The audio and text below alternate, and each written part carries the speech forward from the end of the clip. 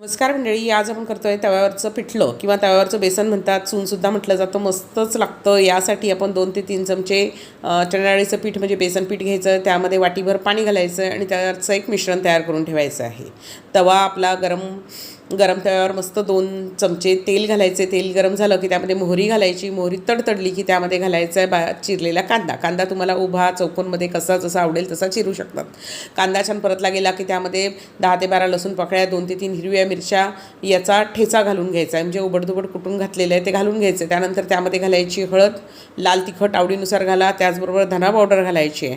हे परतून घ्यायचं आहे आणि लगेच त्यावर घालायचं आहे आपलं भिजवलेलं बेसन आणि आवश्यकतेनुसार पाणीसुद्धा घालायचं आहे. जेव्हा आपण बेसन घालतो तेव्हा गॅसची पॉवर अतिशय मंद करून ठेवायची आहे, कारण तवा छान मस्त तापलेला आहे. आवश्यकतेनुसार पाणी घालायचं आहे, चवीनुसार मीठ घालायचं आहे आणि रटरट बेसन छान शिजू द्यायचं आहे की आपलं तव्यावरचं पिठलं तयार होतं. भरपूर कोथिंबीर घालायचं.